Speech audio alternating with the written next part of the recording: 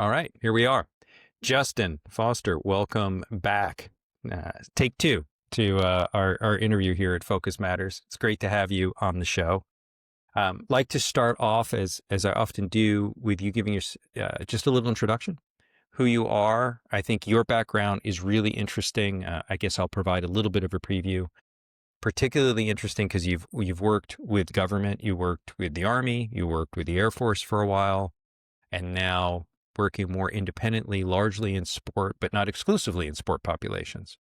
I think that you do work that crosses over from mental skills and really starts to drink deeply from what we consider to be the cognitive domain. So we'll definitely want to explore that together.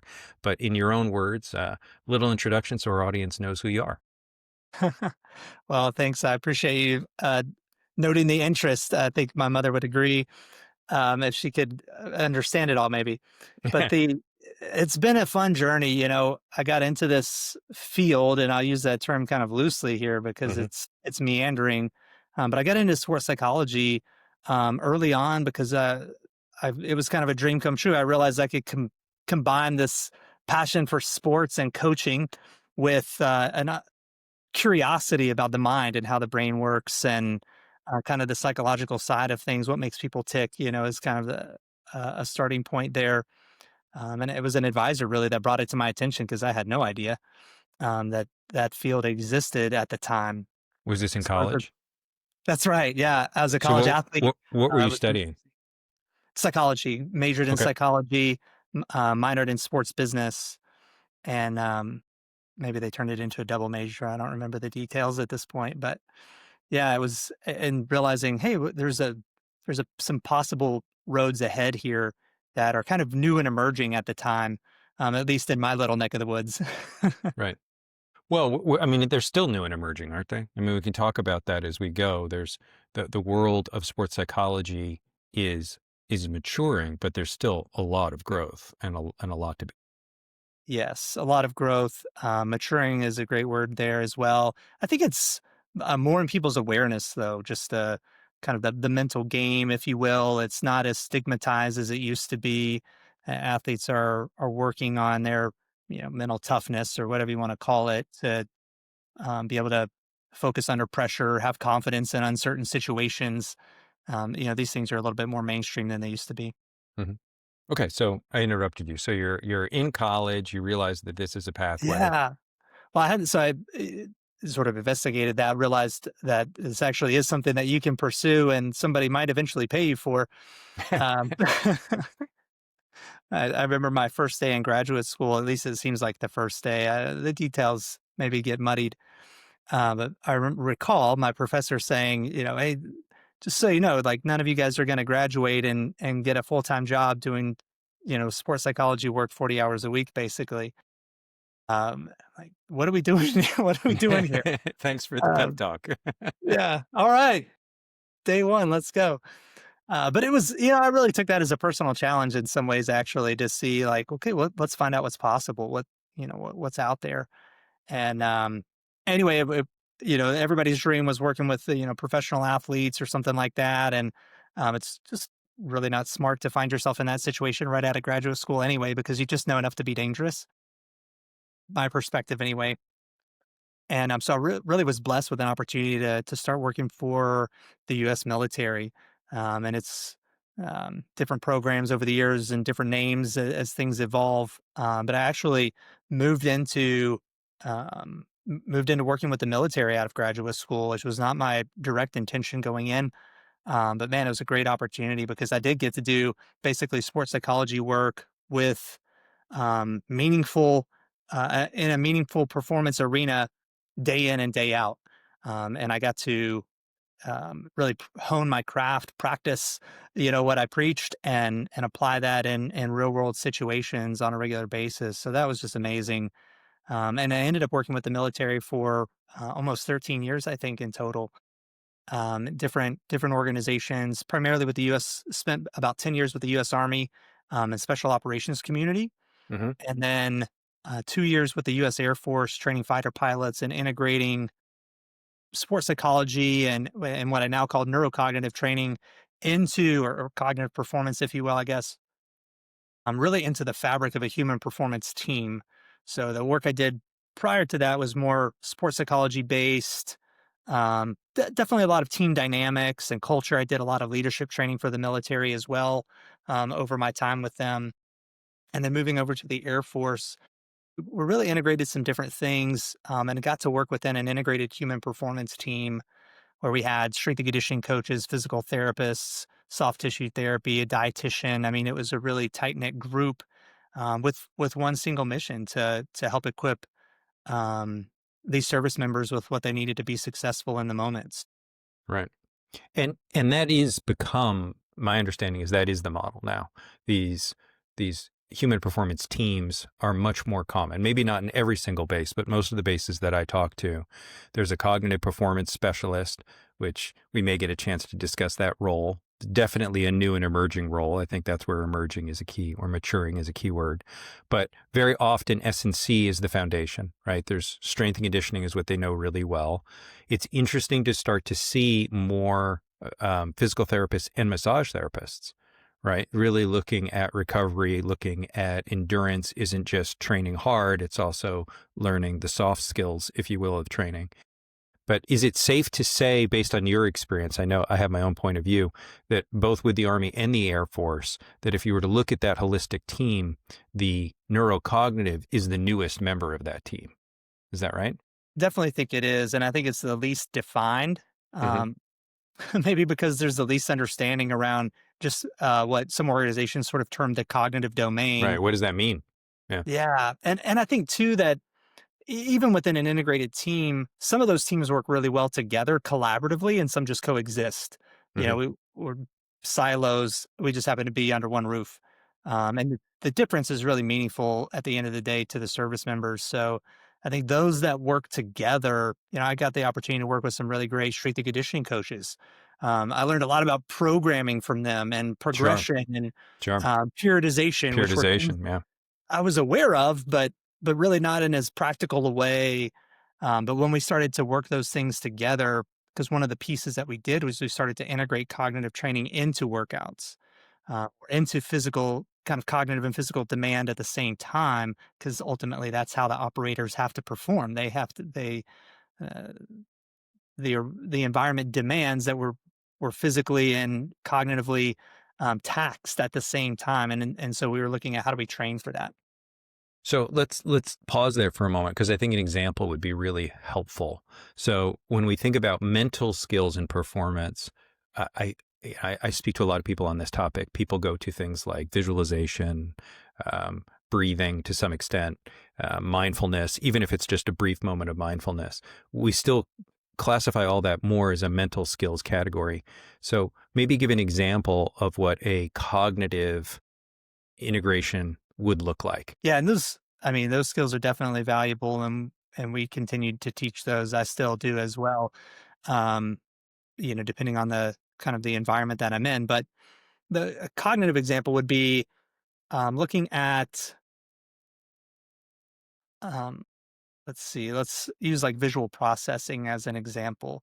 What's interesting about that is we know that as activation, physiological activation, heart rate goes up, Hmm. our ability to perceive and process information goes down. So there's an inverse correlation there or relationship. And so one of the things that we did was throughout a workout, we would use different tools and resources to create opportunities for individuals to have to visually process various amounts of information to see how accurately they could manage that sort of from a cognitive load standpoint. And then While under physical load.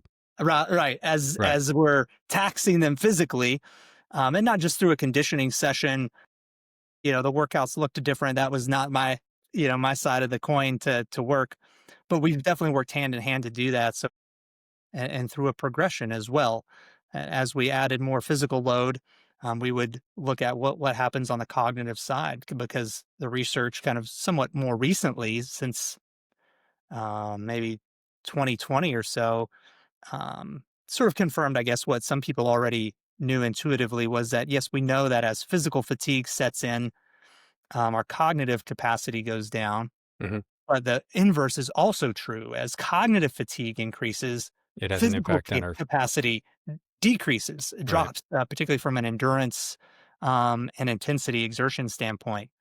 And so that was a relationship that we were really trying to understand better in those environments and look at how we could better equip our service members at the time to be able to manage a higher degree of cognitive load under physical duress. Interesting. Anecdotally, somebody told me they were on base and they were having this conversation. I think it was Army because it was part of H2F. And they said they'll have people like run an obstacle course. And at the end of the obstacle course, they'll hold up a Where's Waldo picture and say, find Waldo, and literally measure how long it takes them to find Waldo.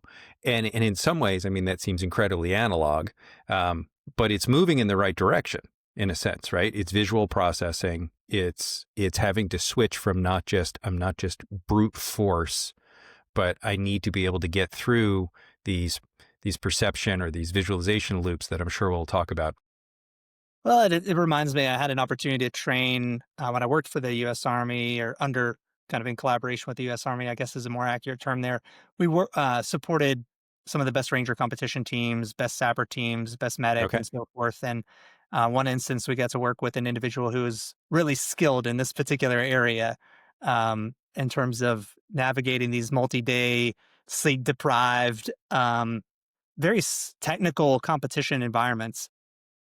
Um, he had won this particular competition twice already, and which was already very like an elite group. You know, it was a very short Right. list. It's an elite of the elite. Yeah. That's right. Yeah, Yeah. it's like an up and comer. You know, setting a new record, and the other stat lines are Peyton Manning and Tom Brady or something like Right. that. Right.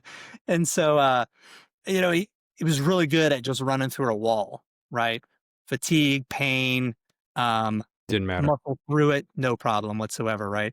But when we put a problem solving challenge in front of him that created a sense of pause and a decision had to be made, um, almost like a shoot, don't shoot type of environment. Uh, in those situations, that was not his forte. And he got really frustrated with me when we would do that. But we continued to work that system over and over again. And under different types of physical load as well.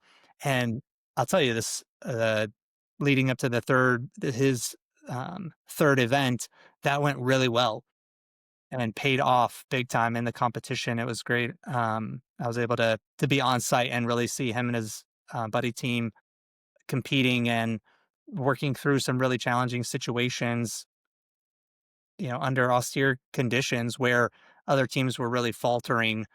They were better equipped to Right. to deal with what um, what the competition required. Yeah, it feels like we're entering the space of terms like cognitive resilience, tolerance for cognitive load, right? That it's not just physical load, but it's cognitive load as well. I think it's very interesting. Well, let's continue on the journey. So your Air Force, your Yeah. Army, Air Force, then you leave government and you decide, well, I've gone this far. I got to make good on mom and make sure I can make a living. So, what, what's the next step? Yeah. So really went into full time consulting, and so started the Excelling Edge LLC at that point, and actually did a little bit of consulting with some of those organizations that I had previously been involved with, or similar organizations across the DoD, which was great, just to be able to help some of those cognitive performance specialists that are, as the job title is in some instances, really understand what cognition entails and how do we train that. So that was a really great opportunity. But we work now a lot more with elite level athletes. We work with some Olympic teams. We've worked with a variety of different sports, both in the U.S. and across the world. So helping organizations really create systems and programs around how do we train these what we call neurocognitive skills, which are centered around the way that athletes think, see, decide, and execute. And that's kind of our process for that. And how do they integrate technology into that in a way that generates meaningful results? And what I mean by meaningful results is that we know that as we train these neurocognitive skills, the research shows that we can decrease the injury risk, improve performance, and we can also quicken return to play for athletes that do get injured or sidelined, and actually have a lower risk of re-injury, whether that's a musculoskeletal or a head injury. So we're really working both with kind of performance coaches, and in some cases mental performance coaches for those organizations, but also their sports medicine staff, Interesting. who work to get collaboratively again here, to look at the kind of the holistic spectrum of their athlete performance. And when we talk about player health, health and performance, that's really what we're working in. So, a few different things to go back to and unpack a little bit. So I read your blog, I read your newsletters. We've talked about the OODA loop together. I've realized at one point I thought everybody knew what the OODA loop is. I think the OODA loop's actually fallen a little out of fashion in a sense. Yeah. It is. So maybe do a quick, for those that don't know, we'll do this very briefly, but OODA loop originally came out of, was it Navy training or Air Force? I think it's Navy, right? That's a really good It's a trivia question. Doesn't matter. So question. pilot That's what I'm training, thinking, right? yeah. I Pilot want to say combat Air training. Force. I don't want to get myself into trouble Yeah, here, but I want yeah. to say Air Force. Boyd was the That's fighter right. pilot's name in the, I believe it was in World War II. That I backed that up. It may have been World War One, where he was just recognizing that a lot of pilots, the life expectancy was really short. Let's just say Right. that, Right. and recognize the need to better train pilots for survivability. Mhm. Because otherwise it was, they're sending out brand new rookies every time, there's a new air battle breaks out. So how do we retain more talent? Right. Yeah. And so he created this system that became the OODA loop, to better explain how to deal with air to air combat. And break it down for us. So it's an acronym, right? It is, yeah, as is everything, on the military side, oftentimes. So OODA loop stands for observe, orient, decide, and act. And as you said, Noah, it's kind of fallen out of fashion from a terminology standpoint, and some newer constructs are being integrated in, and it's really the same process. But observe is what are you aware of in your environment? A lot of times that's visual, because we know that for athletes specifically, 80% of the information they use to make decisions is visual input. So observe, how aware are you of what's going on around you? And Orient. again, Justin, just to step in, Yeah. extending that beyond, we're going to take the Nike definition of athlete, right? Right. Right. Everyone's an athlete. So if Yeah. you're processing information and you're not visually impaired, 80% of your processing is visual, correct? Yeah. Of the information that you're taking in Right. to make decisions about how to interact with your environment Okay. is vision based. Yeah. And so I'll give you a kind of an everyday example of that in a second, actually, Okay. because it was the easiest way that I could begin to understand it. That I Okay. found helpful for everybody too. So we have the first O is observe. Orient is now, how do I make sense of that information? How do I process it? Or some people now call that perception. Okay. And then the decision, there's a decision point. Do I move or don't move? Do I go left? Do I go right? Do I shoot? Do I don't shoot? There's a decision point that is made there. And then the last part is act. And now you execute that decision. You deliver, you swing the bat, or you don't, or there's that, the motor action of that process. So observe, orient, decide, and act. And the Air Force has moved to sort of a shorter version of that: perception, decision, execution. Now that you can see kind of consolidates that. The model that we use, or the terms that we use, is our ability to see, decide, and execute. So sort of a combination of those terms there. And there's other models out there, from a terminology standpoint. But how do we look at that in an everyday perspective is really fun. I tell people, look, you can't, like, everybody goes through this process numerous times a day, right? And if we Countless, right? look at, what's that? Countless. I mean, if Yeah, you get in a car, you walk right. outside your house, right? I mean, not if you're watching TV, perhaps, but if you're Right, interacting with right. the environment, you're constantly going through these loops. You're moving, Yeah. So the example I give is, look, if you walk up to the curb of a road and you're going to cross the street, what do you do first? You look at your phone. Wait, that's not the right answer. Safely, right? We do what mama told us, and we look left and we look right, we look both ways. And so that's observe, right? Where we do that and we orient ourselves to the environment, or we perceive what's going on. How many lanes of traffic am I trying to cross here? Where are the cars coming? How fast are they moving? How fast am I? Well, I've got a bit of a bum knee, so it's going to take a little bit longer. Whatever those factors are, we compute those and we process that information, and then I make a decision. I either decide to wait or I decide to cross. Hmm. And some of that comes with a speed factor. I'm going to cross quickly Right. or not. Right. But I make a decision about how I'm going Risk to. threshold is another factor, That's right? right. That's right. How I'm going to maneuver in that situation. And then I decide to cross or I don't. Right. And then we execute that decision. And sometimes we get partway across and we realize we made the wrong call and we have to quickly make a new decision.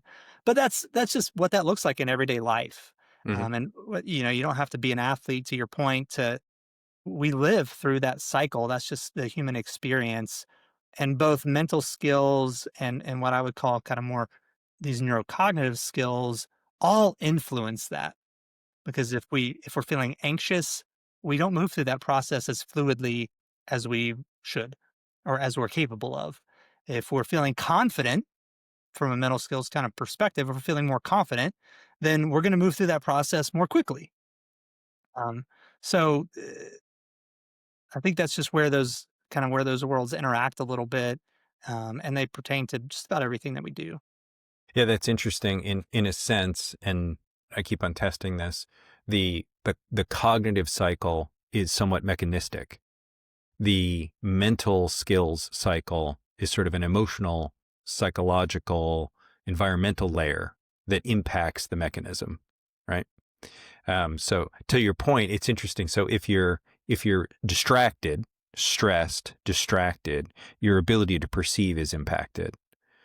And it's interesting you said the converse is also true. If your confidence level's higher, you may flow through that more quickly. If you're overconfident, it may have the opposite effect on your perception skills, right? Well, I think you may still move through the process quickly. It's just going to be biased. Mm, okay. Yeah, potentially. Interesting. Okay. But I think that it's an interesting interaction there too. The way I kind of explain it is that the mental skills, sports psychology side of things is um, and cognitive performance work together, right? Hmm. If I think about like like a race car, a high performance motorsports, type of environment, cognitive performance is like what's under the hood, right? What's the capability, the capacity of the vehicle itself? What's the horsepower, acceleration rate, those types of things is the cognitive performance, training the capability of the car. And the mental skills is, well, you got to train the driver. How do you Hmm. drive that car? Hmm. So we have the capability, we have the capacity, but now how do I navigate the actual intense moments that come through the course of a race? And how do we really manage the kind of the emotional side of that, the psychological side of that? And they work together. Yeah. The car doesn't perform without the driver, They're and the driver. synergistic. If you put the driver in a wha- You put the driver in a car with a bad engine. yeah, Yeah. right, exactly. Yeah, we'll not throw any manufacturers under the bus. Thanks for saving me on that one. Yeah. Then it's not going to be a performance race at that point. So both are necessary and they work really really tightly together. And that's what's been fun about working with other mental performance coaches like me that maybe don't have that background of cognitive performance, is seeing how that interaction happens, um, and how they do work together for the betterment of the athlete. So let's spend a little bit of time on the cognitive space. A lot of the people that I talk to and some of the people I bring on the show have the mental skills background, very similar paths, sports psychology, some of the certifications. But let's lean into cognitive. So what are some of the tools that you utilize or that you found to be very helpful? I guess two different questions. Let me back up. Tools will be the follow-up question. The first question is, what cognitive skills are most important? Can we put a couple of them on the board that if you're really going to improve the engine, and let's stick with that metaphor, then let's start with these cognitive skills. Well, there's really a host of what I call neurocognitive skills. So neurocognitive skills is just again, there's no clear term in this space, which makes Right. it a little bit confusing. Makes it fun Uh, though. Yeah. It makes for good conversation over a Yeah. coffee, I guess. So that's the term that we run with is neurocognitive skills because we're working on the neurology and the neurophysiology aspects of how this all happens. But, there's kind of a short list, if you will, of critical neurocognitive skills that the research highlights. Some of those are vision based, some of those are decision based, and some of them are a little bit more execution, like reaction time is kind of an execution measure, right? It's an Okay. output of the cognitive process. And science really shows that about 70% of reaction time, for example, is cognitive process, and 30% of that is the motor movement, motor mechanics side of reaction time. And oftentimes, where coaches aren't necessarily training um, the higher ratio to get the Yeah. better No, output. that's really interesting. So reaction time specifically, research shows 70% based on cognitive capacity or Cognitive cognitive process. process, 30% on physical, the skill. So I may have the skill, but if I can't process cognitively the inputs, The and output is slow. the output is slow, or I just miss the opportunity, right? The Right. timing is wrong. Okay. That's right. Yeah. And so we kind of break things down into those areas. But, I think when we look at cognitive skills, like so I'll give you kind of an example, some examples here, like dynamic visual acuity is a great example. So people know like visual acuity is when you go to some kind of doctor's office or eye care provider and they have you read the eye chart, Hmm. from 20 feet away. Okay, what's the distance? Read the top line and go as far as you can. That's visual acuity. Dynamic visual acuity is our ability to now track moving objects or process details of objects while we're in motion. Like Hmm. I grew up in high school and college. I played tennis when the ball and the players are are both Right. moving, Right. which is a fun challenge as I discovered. And so, dynamic visual acuity is a key skill in that environment. Are some of the more kind of perceptual cognitive skills, which relate to now processing and decision making, are things like cue utilization, our ability to recognize like a kinematic cue, like the release point of a pitcher, for example, Hmm. and how that may or may not relate to the type of pitch that they're about to throw. This release point for this pitcher is going to be more of a slider or versus a fastball has a slightly different release point, and probably more fastball to curveball would be a better example because those typically have more varied release points. But that's something that pitchers work on to remove that and So have a there's no really tell. have a consistent release point so that that kinematic cue isn't available. But the ability to process those, detect and process those, that's reasons that some hitters, even with not the best vision, have been really successful in the past is because they can pick up on these sort of hidden cues. Um, So going back to the car metaphor, mhm. would sort of car body language fall into that category? So I'm driving at very high speeds, the ability to detect subtle movements in either the chassis or the wheel or the car, not my car, but the other cars on the road or on the Yeah, that's an track. interesting. I haven't thought about it in that way. I mean, I guess in some cases that would be the case from a motorsports standpoint.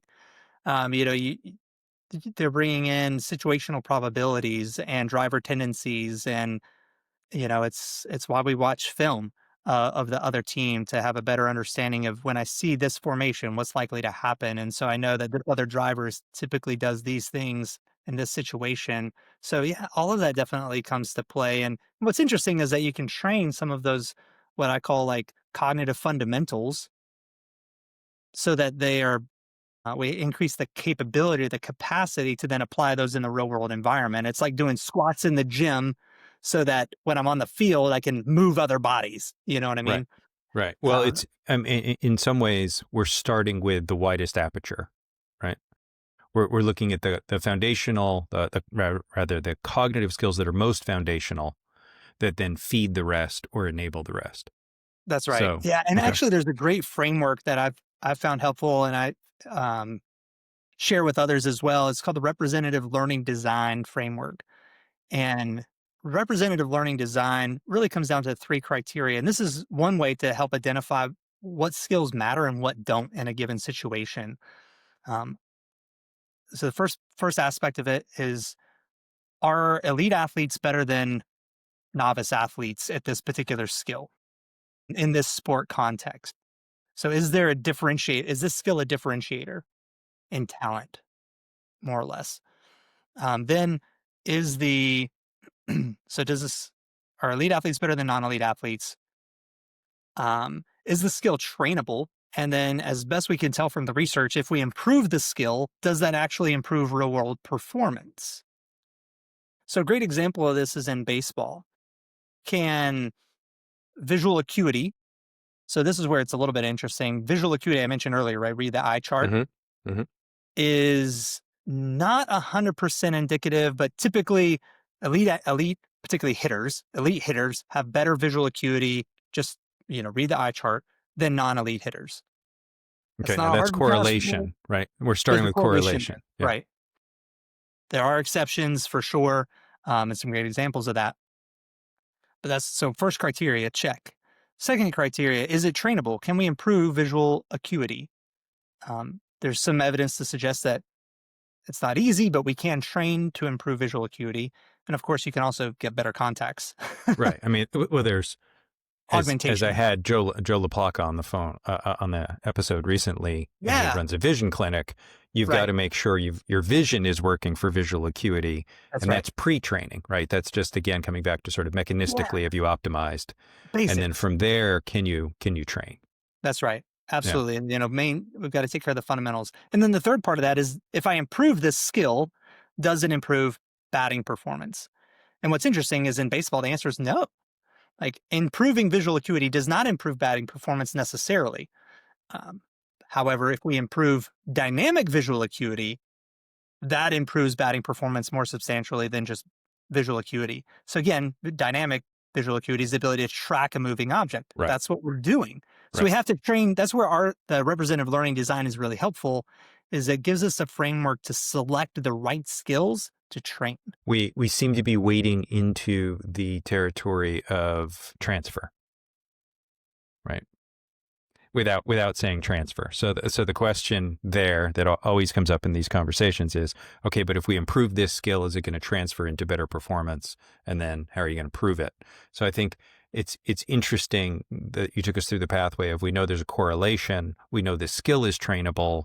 Then the question becomes, if we improve this skill, can we empirically demonstrate that batting performance improves? I think one of the questions that always surfaces is, how do you know it was improving dynamic visual acuity by itself, and how do we disprove that those athletes didn't improve their diet, their sleep, their lower their Any stress number, simultaneously? Yeah. absolutely. And I think in a real world performance environment, like, sports don't exist. Most performance contexts don't exist in a lab.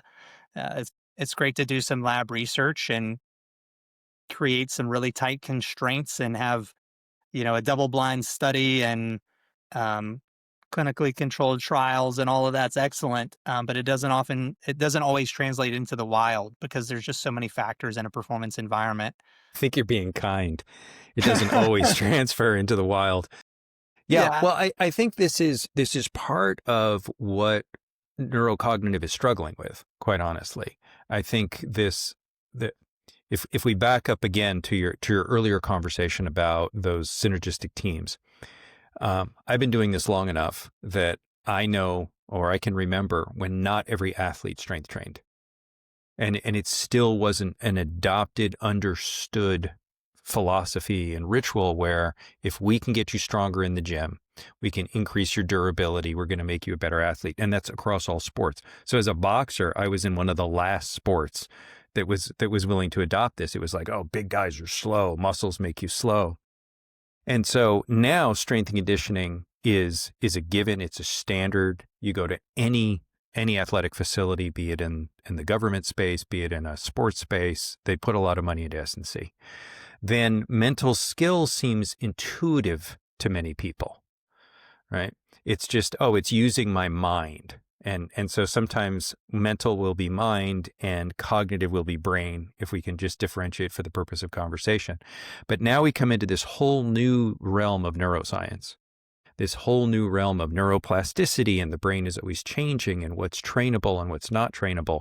So it feels to me, again, like we're trying to mature this domain. And the way that we're asked to do it is by proof, Right. but proof is really hard to get. And in the same way, that can you really prove to me that if I can improve your squat, you're going to be a better tennis player? Yeah. And that's kind of the conversation that I've had with a number of coaches, performance trainers.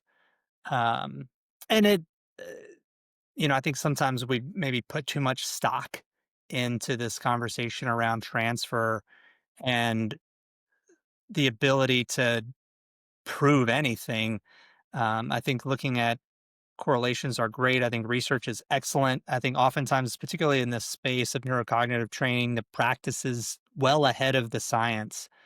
I mean, eh, in different ways. And so, what I can tell you is I can speak from experience and say, hey, when programs that we've designed and worked with different organizations on, we've seen improvement. Um, in both in kind of, I guess, what you would call like near transfer, Hmm. pre and post testing environments, things like that. And then how people perform under pressure or under fatigue has improved, because we've uh, sort of activated these particular skills that we're trying to develop and put them into different kind of under different conditions to demonstrate those skills and train those skills for diversification. And then we've seen, that transfer too, and there's some research that kind of demonstrates that, but most studies have some kind of, that's why they have a whole discussion section about this is how we mess this up, or these are the confounding variables, or, whatever it might be, because we're talking about lab research and how that pertains in the real world. And it's a And messy repeatability. environment. We understand that, then Right. we can have a much more rich conversation around just how do we make people better. I think that's absolutely correct. I think the last piece that sometimes gets lost is the whole question of repeatability of studies. You can point to a single study that has this sort of evidence, but we know, okay, has that study been repeated? And 99% of the time it either has not, or when it is repeated, you get different results, right? In the performance space, that's not getting funded. Right. When I mean, I've been involved in A some, relevant point. Yeah. Where's the yeah, money going to come from? right. I mean, I've Right. been involved in some grant proposals and studies and things along those lines where, it's, hey, great. What we're focusing on is these other areas, that what happens in performance, if people want to privately fund that within their, club or I mean, like some of the I think about, like Premier League teams. There's a couple of Premier League teams that do really great internal testing Right. of different methods and strategies Right. and tools and technology and all of that. But even if they were to publish that, and in some cases some of that gets out and they share, but um, if they were to publish that, the critique would be that it's biased, that it was Yeah. internally funded, There'd be all sorts of scrutiny. Yeah. yeah, all these Yeah. kinds of things. So, but from a clinical type of an perspective, and it just the funding isn't there. So you're not going to see many of those studies repeated. And a lot of the ones that are done with convenient samples, and it's a collegiate environment because, well, you can tell people what to do. And And they're cheaper. Yeah. yeah, right. Right. Right. Exactly. So, I think we just have to calibrate our standard, and do our own due diligence, as practitioners to validate what we do. And that's one of the reasons that when we're working with an organization, we do pre and post testing, not Hmm. only to demonstrate, improvement or track progress, but that's also been a huge asset for us personally, as a company, to be able to verify that the programs that we design are working the way that we designed them to. We're not getting the results that we expected. And it's not that I blame the athlete or that they didn't do the training or whatever. It may be that I've designed a bad program Right. and that we need to make some adjustments. And the data has enabled us to be able to do that over time and design better programs. That's great. Yeah. I don't know if you got through your we had a rich conversation that grew out of foundational cognitive skills. So I know we got one on the board. We've talked before, you and I, about visual speed of processing or processing speed. That's typically on your hot list, isn't it? It is, yeah. So I sort of break things down into outcomes that we're looking for that are a little bit more generalizable to the performance environment. And then the sort of cognitive primaries of things that we're actually focused on improving that hopefully affect those outcomes, if you will. And processing speed for us is a big one because if we go back to that model, right, of see, decide, and execute, what allows us to be able to anticipate and make better decisions under pressure or any kind of environment, truly, is our ability to process the sensory input that we're receiving. Mm-hmm. And that's, again, we talked before, most of that is visual information, not all of it. And we want to incorporate all of it, but we still have to be able to process the sensory input to determine what to do next. What is our response to that? And so that's one of the areas that we focus on improving. And the research actually is really good about demonstrates that we can improve processing speed and that translates into a variety of different kind of outcomes, if you will. Mm-hmm. And so that is definitely something that we focus on. We assess for it as best, when we have the when we have the tools to do that within different environments. Sometimes it's a challenge, but we assess for it, we train for it, we track progress, and we are able to see how that improves a variety of other skills. Give us a one or two examples of how you would train for it. Yeah, that's excellent. So we use one of the easy things that we use, honestly, is stroboscopic training or strobe glasses is another way to say that. We use synaptic eyewear, and they what they do is they block vision. So we talked about how important vision is already, so I won't belabor that point. But what they do is they intermittently block our vision. It's like trying to catch a ball while blinking really fast, except we can change that blink rate, if you will, within the glasses. And by adding, the way I explain it is it's like resistance training.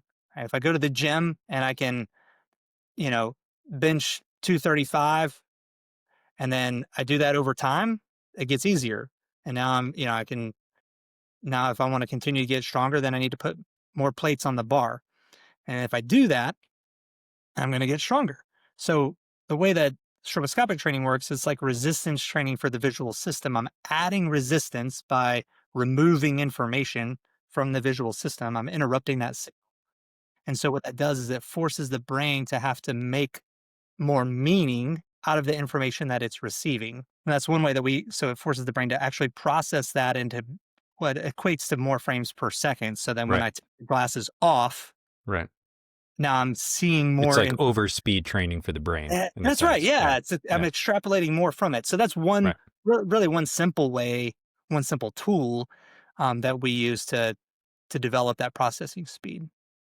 And another one that's less tech specific. Yeah. Oh, that's a good question. Um, in like an on-field or on-court type of environment, we'll adjust the speed of play. So we'll create a small sided game or a drill or just a simple eye-hand coordination exercise, even where we're throwing tennis balls back and forth at different intervals, or we'll add a cognitive complexity to that. But by modulating the sort of rate of exchange, we can force that processing speed a little bit there as well, and specifically as we add cognitive load. So now there's, you know, we add a bit of a decision component to that, to a drill where you So, do, no, I there's get it. So different I'm aspects I'm to it. laughing because my martial arts grandmaster. So I do arnis. I do stick and knife, and so we'll do a drill where you have a stick pattern with a partner. So it's whack whack whack whack whack whack, or it's Mhm. multiple different points of contact. Yep. Then he'll change the tempo. Yeah. So he'll start to speed the tempo up. So you're comfortable with the rhythm, but now suddenly the tempo's going faster. And then he'll walk by and casually ask you, Justin, where were you born? And that little introduction of cognitive dissonance that switches. It also switches which part of your brain is active, right? Because now we're here in this heavy motor system, It's and then rhythmic too. suddenly, and it's rhythmic, and then suddenly he'll come by and he'll ask something that requires frontal, cortex, and 9 times out of 10, that's it. You lose the rhythm immediately. So Yeah. tempo and speed is another way to approach that. Okay. Um, great. So where do things like decision making fall in your continuum? Is that a foundational skill, or is that an output of a foundational skill? Yeah, that's a great question. So I really see it more as an output, but because it requires so much contextual intelligence and executive functioning. So we can improve those executive functions. We can improve the anticipation capability. We can improve the processing power of the brain that allows us to make better decisions. Hmm. That's kind of my approach to that kind of to that relationship, I guess you could say, because the decision that needs to be made is going to be contextualized in that sport environment. So that's where we have situational probabilities and we have tendencies and we have statistics and there's all these factors that weigh in to Hmm. that environment. And then now I have to then those kind of become background information. And then in the moment, I still have to see and execute with what's right in front of me. Right. Okay. Go no go decision making. Yeah, that's a fun one. It is a decision task. It's a binary decision task, but it's different than reaction time because reaction time is just one thing, decision that has to be It's made, right? it's impulse reaction. That's Right. right. Right. I mean, Stimulus there's a reaction. processing component to it. Like we talked about earlier, 60% of reaction time is a cognitive process. If all I'm doing is hitting a space bar when the stop sign shows up. Right. I think you said 70. I'm going to hold you to 70. Yes, that's correct. So, even in that situation, but if I have to, you know, hit hit this color or not that color, or Yeah. hit this button and not that button. Right. Classic Um, example, right? Classic example in cognitive testing and training is color match, right? right. Okay. Absolutely. And so there we have this go no go type of situation. And it's really interesting that when you compare the two, if I go from just reaction time to now a go and a no go decision, it's just binary. There's only two options. Hmm. What's really interesting there is that you look at the discrepancy between those two, and actually, I think maybe you and Joe LaPlaca had this conversation around decision Choice speed. decision. Yeah. Yeah, Yeah. and the difference between those response times um, is kind of where the decision comes into play, and that's something that we look at too. Yeah. Interesting.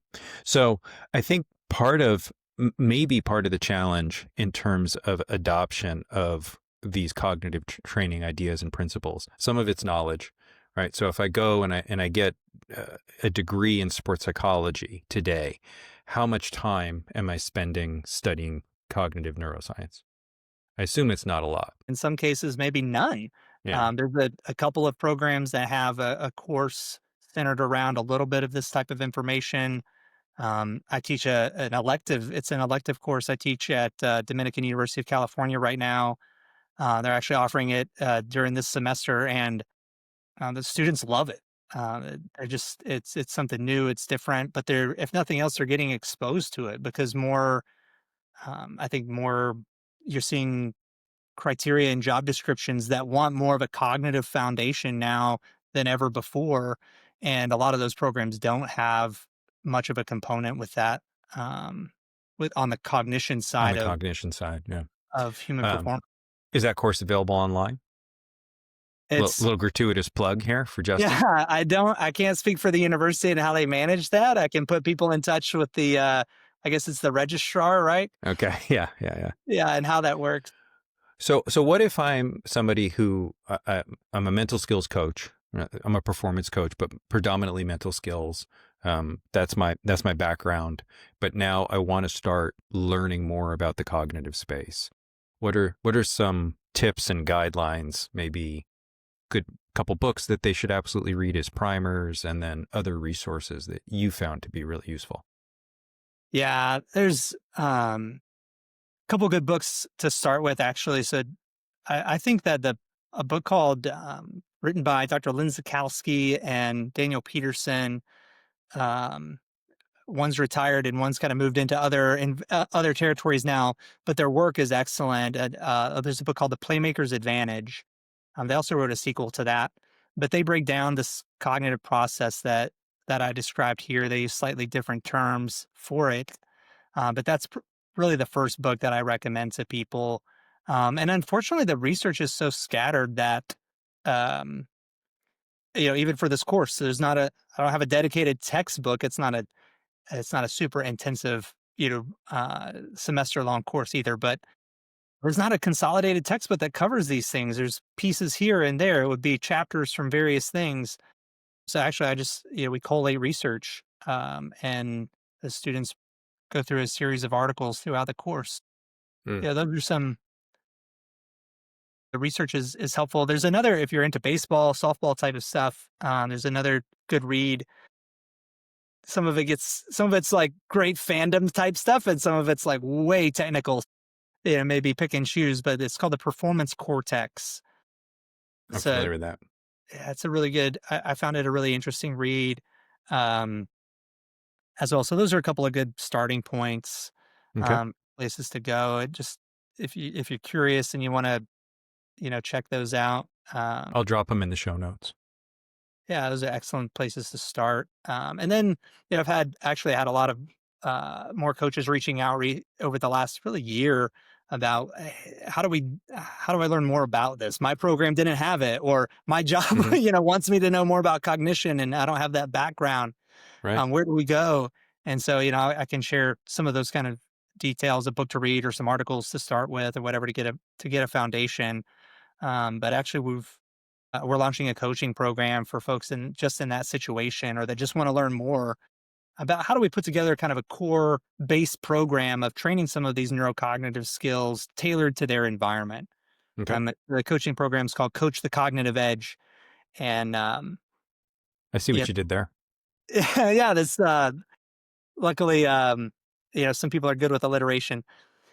And the takeaway really is just we want to help coaches, performance coaches, mental performance coaches be able to get a starting point of being able to build a structured, research informed training program that can improve the way that their athletes see, decide, and execute under pressure. You know, Hmm. and have some idea of how do we put that together in a way that's intelligent, as opposed to just, hey, I found these drills on Instagram or TikTok, or I saw this cool exercise on YouTube. We just start throwing things together. Um, Which, it, which it's I see that interesting too often. because we do. We live in that era, right? So, most of my background more on the physical human performance side. But when I was a TRX, for instance, we would have people show up to trainings and they're like, "Oh, I know everything about TRX because I've seen it on YouTube," and it wasn't TRX posting anything on YouTube. It was just somebody who's passionate about TRX posting on YouTube, and some of it's quite good and some of it isn't. But it's very hard to discern. And I think in this space, it's even harder to discern because, as for all the reasons we've already identified, so many terms are not universally applicable. So you may call something perception and someone else may call it observation, and you're ironically talking about the exact same thing but using a different word. And so it creates more of an opaqueness to the space. So I think that sounds like a great opportunity and very, very helpful. Are You have there to be any careful with the other? research too, because for the same reason, you have to be careful with how you read the research. Hmm, Because one study will say cognitive training is, useless, and another study says is dead. cognitive training Yeah. is, the next thing since sliced bread, and you're like, how are we So it's talking like about the the same news. thing? They're not talking about the same thing. Right. Right. Yeah. It's hard. It's hard. So, and that's one of the goals of this show is to bring more people on like yourself and to start having panel discussions. So if you're following the show, we are going to start launching some panel conversations that'll be open to the public. And Justin for sure will be participating in that. And then not only talking about theory, but then maybe also walking through some case studies and maybe looking at some research. Excellent. Okay. Anything we didn't cover today that you think is important to bring into the conversation? I think I would be remiss if I didn't just mention, because I know people work in so many different performance environments, I've been blessed to work at military, elite sport. I work in some other alternative environments too with uh, Sure. longevity and neurodiverse kids and youth. Mm, mm, And we're seeing a lot of these same benefits. The outcome is different, the training is different, but we're seeing improvement in cognitive processes that I think are reducing the effects of cognitive decline in elderly people. And we're being able to improve processing speed in kids with Asperger's hmm or autism spectrum disorder. So it's just the brain is a fascinating part of the body that we're every time somebody kind of quotes on this, like, we've learned more about the brain in the last 10 years than we did in a decade before that. And I think that just continues to get magnified. And ultimately, we're talking about neural processes, we're talking about neuroanatomy and how things are wired together. And the more that we understand that, I think we're gaining a great capability to be able to really improve just people's daily lives, Yeah, I their think path of daily qu- living, quality of functionality, life, mental quality of level. life. Yeah, Yeah, yeah, absolutely. And whether we're talking about, elite athletes, Olympic athletes, or doctors and surgeons and nurses and business professionals and um, VPs of companies and organizations, because a lot of the way that we kind of talk about those things now is about brain health and brain performance. And while for athletes we're targeting these neurocognitive skills, we really do a lot of the same things. It just looks different in different environments because the outcomes and the tasks are different. right. So No, I just think that's amazing to share. I appreciate you bringing that up. I've shared before. I'm very sensitive to that continuum, as I'm very transparent about this. I have a son who has had ADHD his whole life, and he has continues to sort of deal with it with strategies and various different tools. And I always, look back and think, I probably would have been diagnosed if it was readily available when I was a kid. And then I lost my father to Alzheimer's, so I watched him go through cognitive decline and then the challenges associated. And I think it's important that we recognize as longevity isn't just about the physical body. Ultimately, it's really about your brain. And so it's performance and all the pieces that work together for performance. So we always in my day job, and when I'm running neurotrainer and people ask about, well, is it good for this? Is it good for that? My answer is always, we approach the brain agnostically in a sense. Like, we're looking at training the fundamental, what we consider to be the fundamental processes that we know we can impact. But it doesn't really matter what the output is, because there's very few things you're doing in life where your brain isn't the driving force behind the outcome, right? Very true. Yeah. Wonderful.